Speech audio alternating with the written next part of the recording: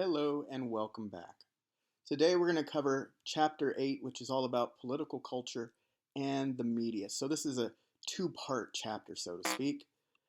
Let's begin by discussing what is political culture.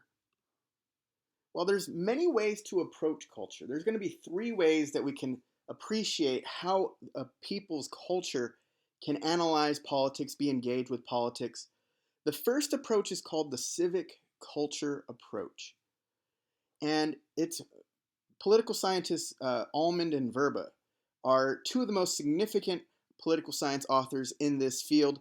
They identified three types of political culture. The first type that they identified was called the participant culture. Now, as I read this definition, I want you to think, which one of these fits the mold for Americans? Which of these fits the mold for the culture of Californians, maybe your local communities? Are they acting more like participants in which citizens pay close attention to politics and regard popular participation as desirable and useful? Are they considered the subject, okay, where they act as subjects like under a king? They are more passive. These citizens recognize that they have little ability to influence government. The third type under the civic culture approach is parochial. And parochial is basically when we think of a society at large, its culture is something that is marked by the absence of a sense of citizenship. It's this idea that people are identifying more with their locality instead of their nation. And we can see this, especially in the American system with federalism to consider. We can see that people may gravitate towards leaning to whatever their state politicians want, as opposed to what their national politicians want. Nonetheless, the civic culture approach really tries to analyze a society through the lens that societies can be characterized by being participants, subjects, or behaving more parochially. Now, to take a look at what this could mean, when we think of a participant society versus a more passive society, a subject society, we can look to the writings of Robert Putnam. His most famous work is titled Bowling Alone, The Collapse and Revival of American Community. And in his work, he used the image of a man bowling alone rather than in a team, which was very widespread in the 1950s, 60s, and 70s.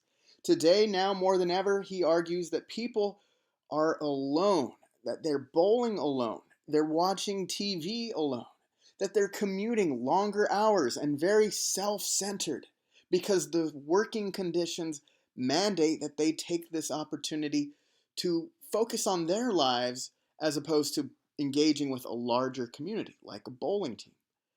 And he identifies the growing influence of television, two-career families, and longer commutes. He's going to argue that it's this lack of what he calls social capital.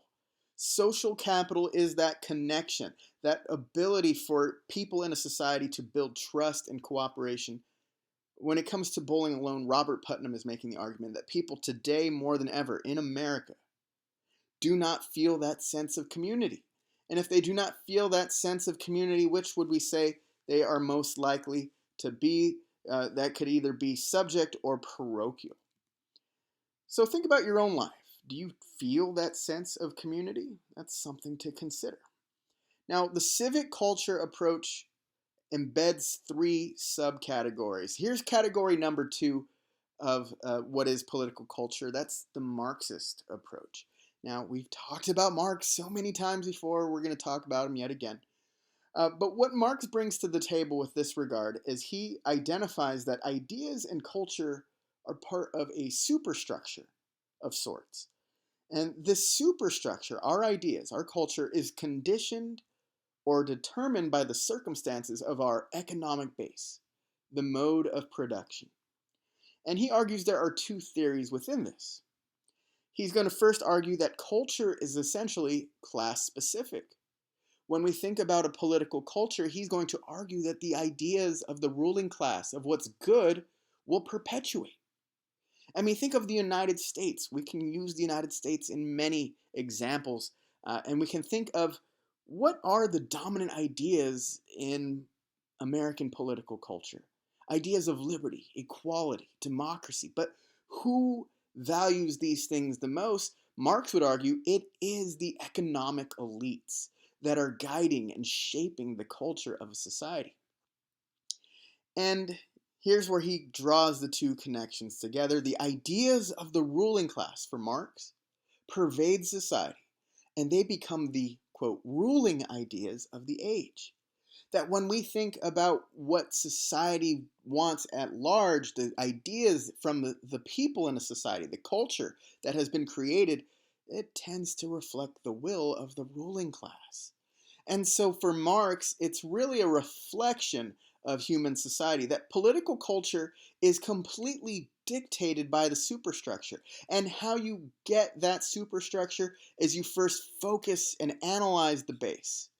When we think about America versus a place like Kuwait or Iran, Mexico, Canada, China, Korea, any part of the world, we can think of the base.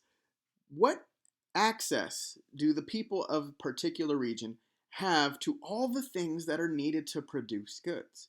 We can think of the machines, the factories, and even more things that are not in mass supply, things like land and raw materials. Think of many of America's purpose for founding by the European settlers. America represented untapped potential, unlimited potential. And it was through these innovations, the wide access to large amounts of land and raw materials, that dictated the economic culture. And so all of these things in America, we've seen that it helps the ability of American people to produce goods.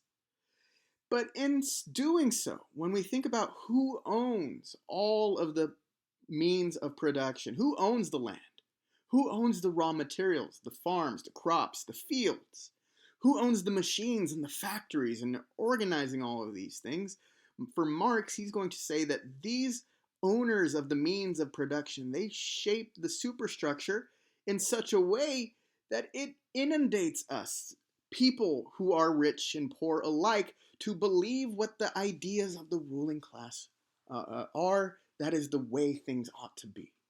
And so the superstructure is everything that doesn't deal with production and society. It is things like our educational models, our family models, religion and politics and media. All of these things combined represent our political culture. Think about why you're in college right now. How many of us are going for the ideal of the Platonic ideal of just trying to become more knowledgeable about a topic, more wise? Or many of us, at least what I've seen in my face-to-face classes, is that people are seeking out this education because it represents a better chance at opportunity, a better chance for more economic security. Think of the family structure. When we think of a family structure, what is often focused on is that there is someone who can provide and someone to take care of the home.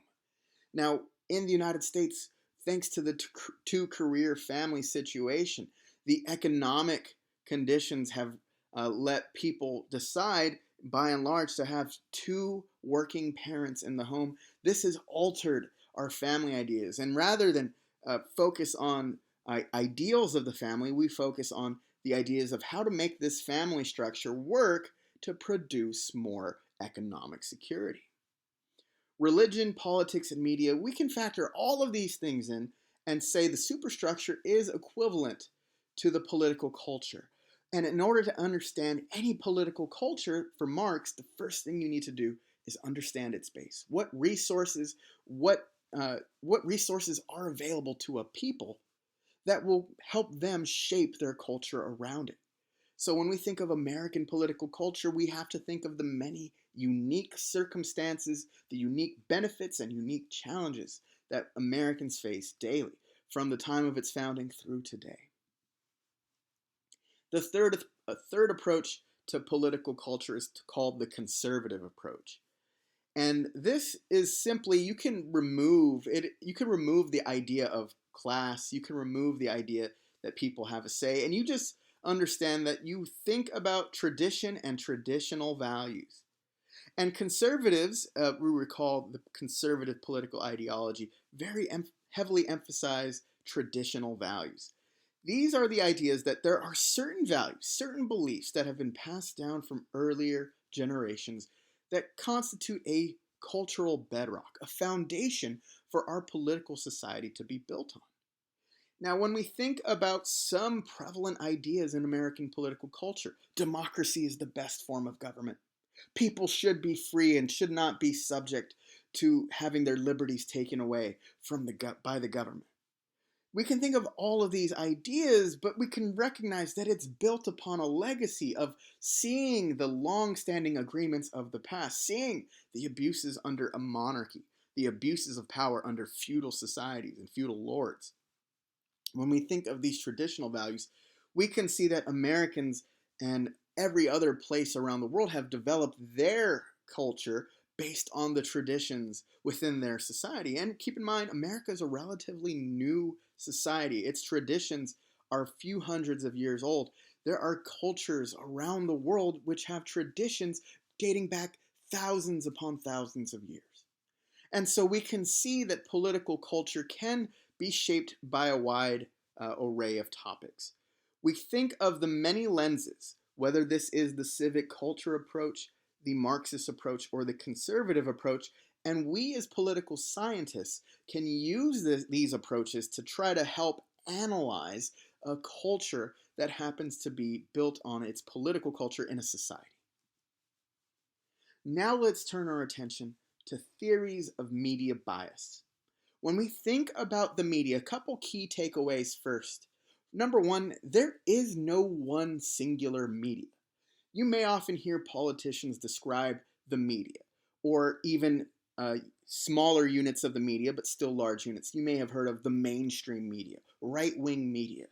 Whatever media you think of, keep in mind, there is no one singular media entity, but the media is a collection of many organizations. So what are some of these theories? Well, we can look at the pluralist model. When we think about media bias and what the media is trying to tell us, what the media is trying to accomplish, we can first analyze the pluralist model, which says that the media is an ideological marketplace in which a wide range of political views are debated. We recall that pluralism, the idea behind it is that all views, all viewpoints should be free to compete, whether those ideas are good, bad, awful, hateful, or extraordinary. The pluralist model suggests that since the media is therefore a neutral force, that these multiple organizations have a wide range of political views. It's like a marketplace. People go and shop for the media ideas that they think are agreeable. And so it's in this balance among the many media organizations, whether that be a specific newspaper or a television outlet.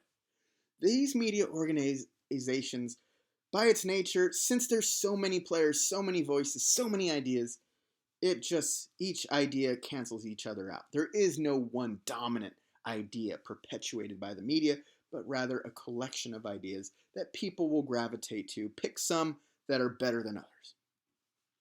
Then there's the dominant ideology model. This would seem to be the polar opposite of the pluralist model. Under the dominant ideology model, political scientists have argued that the media is a politically conservative force, and it's aligned with the interests of economic and social elites, that the media tries to keep the status quo. Now, we can use Noam Chomsky's famous work called Manufacturing Consent as a somewhat of a tentpole. There's a video I would like you to check out. I'm going to post it in the discussion board below under this video. Take a look at that. It's going to be, it's interesting. It's very fascinating to watch the animation. And it's from Al Jazeera Networks. When we think of what they're saying, it's not created by Al Jazeera's media organization. They are just responsible for the animation. What was behind Noam Chomsky's dominant ideology theory? Chomsky can argue that there are 5 filters of the media. The first filter is that media ownership is a priority. The primary interest of media owners, for Chomsky, is that they are businesses first, and the whole goal of the media is to gain money. Now, when you think of the many millions of events unfolding in the world every day, what does the media focus on? Well, it's the things that are going to drive interest, drive attention to its product. That way you can sell advertising at a much higher rate. This is hand in hand with his second point, all about advertising money. We can think of ideas, stories that could be played by these media organizations. But when we think of advertisers, what do they want to be heard? What do they want to be discussed? We can think of Chomsky trying to show us that if there is a sponsor for a specific media show or program, if they disagree with what those media organizations are producing, what can they do? They can pull their money, and media is going to be hesitant to do that, so they will focus on caring for their advertisers. The third filter of the media is that the media elite. When we think of the media elite, these are the people with connections in political places. So you can think of sources in the White House or sources in Congress. The media elite desire this access. They crave it. And so how do you perpetuate this access? Well, you don't make your sources upset. You don't upset the president or the senator that you're talking to or the specific secretary or aide who has direct interactions with these politicians. The media elite is something that is not to be ignored. The fourth filter of the media is flack. When we think of flack, these are things like legal challenges or when politicians try to discredit sources. When we think of flack, we recognize that media organizations do not want to be subject to a lawsuit. They want to check all of the boxes that they have to check ethically in order to prevent them from being sued. Remember, the primary interest, yet again, is money. And so to avoid all of this flack, you don't report on those controversial, those hard-hitting topics that will open you up to legal challenges. The fifth filter of the media is that things are often framed with the idea of a common enemy. And Chomsky's going to say that this has been in the past represented by the fear of communism, the fear of terrorism. In other words, he's going to argue this is the boogeyman, that the media often pits stories in the frame of mind that it's us versus them, and whoever they are can change depending on the needs of the political culture as dictated by these media organizations. Take all these things hand in hand. This directly opposes the pluralist view because Chomsky is saying that it's basically what the people in the media, in places of powers, what they want, that's what's displayed. And what they want is money. Whatever makes these organizations money, that is the dominant ideology. Money over everything. And how do you make money? Well, you filter what you produce heavily. Another idea of media bias is what's called the elite values model. We can think of the elite values model as when the media's political bias reflects the values of groups that are disproportionately represented among its senior professionals or management.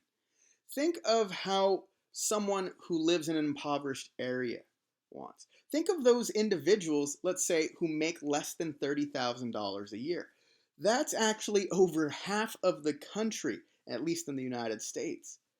Yet stories are often carried out and reflect the challenges and the nuances that help support what the people in charge, the people who are in management positions in the media, what they want, they often get. What stories they want to be told, those are the stories that carry the bias. It's what the people at the very top care about. When we think of the elite values model, we would say then that the media focuses its stories on what the well-paid, the middle class, or what the status quo wants, what the people who want the things to stay the same because they don't want to lose their status. So they're not going to report on anything that is damaging to the status quo. If anything's too risky, if it could lead to momentous change, we can look at the elite values model and say that maybe the media has an incentive to not hit on those hard-hitting stories. Finally, let's touch on the market model. The market model says that the media reflects rather than shapes the views of the general public. And so what we see by the market model, it is somewhat related to Chomsky's idea of manufacturing consent yet again. But what the market model says is that, hey, these businesses, these media organizations are businesses first, and they will do whatever they can do to avoid losing viewership. And so this will cause a shift away from controversy. When we think about the ideal of having a free press in the first place in the United States, we can think of, yeah, that would be nice, but what media organization would you trust that would report on these things if it will cause them to lose their status or to lose money? For Chomsky and many others who view that the media is focused on the market model, we could say that this could lead to problems with the free press. This will lead to more infotainment rather than hard-hitting journalism. When we think of infotainment, think of talk shows, debates, heated arguments on camera. What does that have to do to better us and our place in our political culture? The market model assumes not much. Finally, when we think about political culture, we should touch on post-truth politics and also anti-intellectualism. First, when we think about post-truth politics, we should recognize that politics is concerned with the acquisition and exercise of power. Politicians are concerned with gaining more power and utilizing their power how they see fit. And therefore, whenever we think about things that are political in nature, you can and you should expect things to be manipulated, exaggerated, concealed, and also sometimes downright lies. You may also see and encounter something called spin. Spin is the presentation of information. You present something in such a way to elicit a desired response. So how would someone spin? Well, if I was in politics, you like that animation. That's why I get paid the big bucks. Anyways, when we think about how to spin, it could come in the form of carefully vetting information and arguments before release to the media. You don't put out a press release until you've come through every possible way to spin it. Spin can also come in the form of controlling sources of information to ensure that an official line is presented. You can think of non-disclosure agreements. You can think of agreements, whether with or without a contract. You can think of agreements that people may take in order to keep their place in an official organization. Think of towing the party line, keeping your political party satisfied in order to maintain your position of power. Spin could also lead politicians and other spin masters to use unattributable briefings or leaks. By focusing on these things and maybe opening up scrutiny, the critique of this, you can undermine credible reporting. People who engage in spin and public relations, they may also feed stories that are only sympathetic in nature to their media sources. The release of information close to media deadlines to prevent checking or the identification of counterarguments.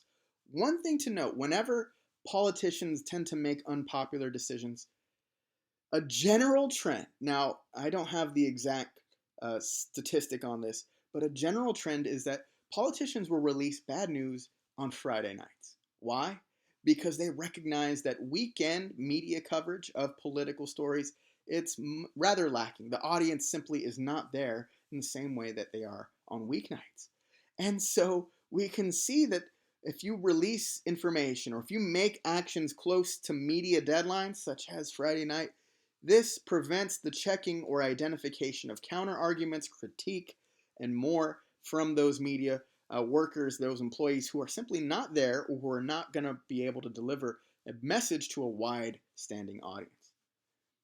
You can also release bad news at times when other, more important events dominate the news agenda. So take, for example, a crisis of some sort. The best way to change the media direction is to focus on a smaller crisis, to focus on something that is either trivial or downright meaningless to the people in a society. People who know how to spin will try to shift attention away from those things that can make politicians vulnerable to certain ideas as opposed to focusing on and solving those challenges. Now I have a clip from The Simpsons that I will also post in a separate YouTube video down below, so check that out. It's just a short clip. You're not going to be required to quote anything from The Simpsons, but it's kind of fun. So take a look at that to gather what anti-intellectualism is all about. When we think of anti-intellectualism, your textbook raises the idea that populism and anti-intellectualism has somewhat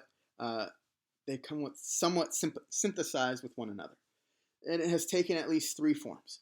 The first, among many populists, their rhetoric will imply that people have had enough of experts. What do the experts know? Science is ever changing.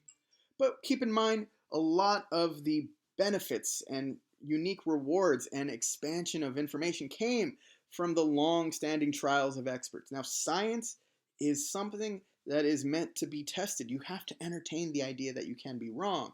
But people who take the frame that people have had enough of experts highlight all of the wrongs, but really don't focus on many of the rights that intellectuals have brought to the table. Populism offers simple solutions to simple problems. You can think of very nuanced problems, like how do you get people more jobs? How do you make sure that your economy is doing, while you pose simple solutions? You can answer questions in one sentence sometimes, but keep in mind the problems are actually very nuanced. That's something to keep in mind. It offers little scope for the complexities and nuance, the many details that needs to be considered. Finally, populist anti-intellectualism has sustained political engagement that is often more likely to be achieved through feelings and emotion rather than through reason and analysis. You discredit the experts, you offer simple solutions to simple problems, you make people feel good about certain candidates and be emotional about others, as opposed to focusing on a lens of reason and analysis. This can lead to some dangers in your political culture. So that's it for political culture and the media. If you have any questions, please post them in the discussion board below. I'd love to hear from you. And take care until we meet again.